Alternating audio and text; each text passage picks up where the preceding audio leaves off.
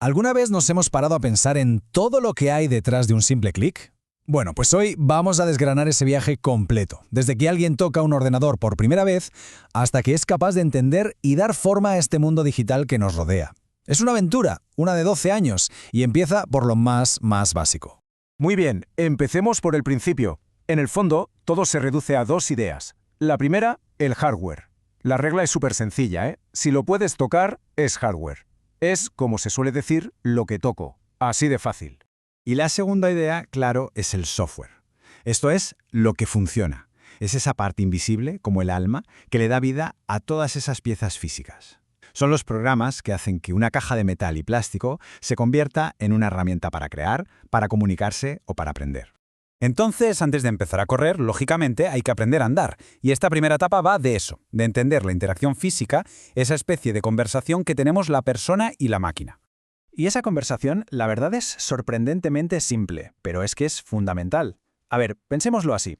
Los dispositivos de entrada son la forma en la que le hablamos al ordenador, por ejemplo, con el teclado o con el micro. Y los de salida son cómo nos responde a nosotros, pues a través de la pantalla o de los altavoces. Es un diálogo. Damos órdenes, recibimos resultados. Y justo en el centro de todo, dirigiendo esa conversación, está la CPU. Es, por así decirlo, el cerebro que procesa todas nuestras peticiones y va generando las respuestas. Pero claro, un cerebro necesita conectar con el mundo que le rodea, y ahí es donde entran en juego los puertos, que vienen a ser como las manos del sistema, uniendo el teclado, el ratón y la pantalla con ese cerebro central. Y aquí es donde la historia da un giro interesante. Porque, vale, entender el hardware es la base, es como aprenderse las letras del abecedario. Pero la pregunta es, ¿saberse el abecedario es suficiente para poder leer o escribir una novela? Pues va a ser que no. Y esta imagen lo ilustra a la perfección. Conocer las piezas es apenas el punto de partida de una carrera de fondo que dura más de una década. Es un recorrido que está diseñado para construir una forma de pensar completamente nueva. Venga, vamos a ver ahora cómo se construye ese viaje. El concepto clave que lo mueve todo es el pensamiento computacional. Y ojo, que esto no va solo de ordenadores, ¿eh? Es una metodología para resolver problemas de cualquier tipo. Este pensamiento, en realidad, se apoya en varias formas de mirar el mundo. No se trata solo de aprender a programar, que va. Es entender la lógica que hay detrás de los algoritmos, cómo funcionan los datos, cómo podemos crear modelos de la realidad y, algo que es fundamental, cómo navegar de forma segura y consciente por el mundo digital. Y lo más curioso es que todo empieza sin ni siquiera tocar un ordenador.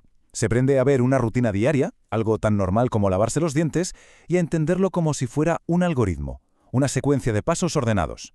Y aunque nos suene a un juego de niños, es que esta es exactamente la misma lógica que utiliza una ingeniera de software para diseñar una aplicación súper compleja, descomponer un problema enorme en pasitos pequeños y manejable.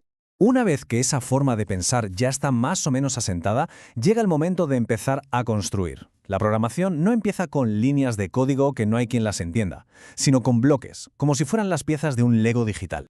La progresión es muy clara. Se empieza animando pequeñas historias con Scratch Junior, después con Scratch se meten ya conceptos más potentes como los bucles o los condicionales, y al final se da el salto al mundo físico, donde el código que se escribe hace que se enciendan luces o que se mida la temperatura. Cada paso añade una capa nueva de poder y de abstracción. A medida que se va avanzando, los temas se vuelven, lógicamente, más complejos y más relevantes para nuestro día a día. Ya no se trata solo de cómo funcionan las máquinas, sino de cómo estas máquinas, los datos que usan y las personas, pues cómo interactuamos todos. Y aquí es donde vemos un salto conceptual enorme. Pasamos de la programación de toda la vida, donde le decimos al ordenador exactamente qué tiene que hacer, paso a paso, a la inteligencia artificial. Aquí, en vez de darle reglas, lo que hacemos es darle miles de ejemplos, para que sea la propia máquina la que aprenda a reconocer los patrones por sí misma. Es un cambio de paradigma total. Por eso, el punto crucial de todo esto es que el viaje va mucho más allá de lo técnico. Se trata de desarrollar una especie de instinto crítico para el mundo digital. Es aprender a proteger nuestros datos, a dudar de una imagen que parece demasiado perfecta y a preguntarnos si los datos que alimentan una IA son justos o si ese algoritmo podría tener, puntos ciegos. Bien, entonces, ¿cuál es el objetivo final de todo este recorrido de 12 años? O sea, ¿a dónde nos lleva todo este aprendizaje tan bien estructurado? A ver, la meta no es que todo el mundo acabe siendo ingeniero de software, ni mucho menos. El verdadero objetivo es bastante más ambicioso. Es cultivar una nueva generación de pensadores. Personas que estén equipadas con una metodología para analizar, descomponer y resolver problemas complejos. Da igual si es en medicina, en arte o en la empresa. Y todo esto nos deja con una pregunta final, para darle una vuelta. Al enseñar a pensar de esta manera desde una edad tan temprana, no solo estamos formando a futuros profesionales, en realidad, estamos moldeando a los ciudadanos del futuro. La pregunta es, ¿cómo va a impactar esta forma de pensar en nuestra sociedad? Ahí queda eso.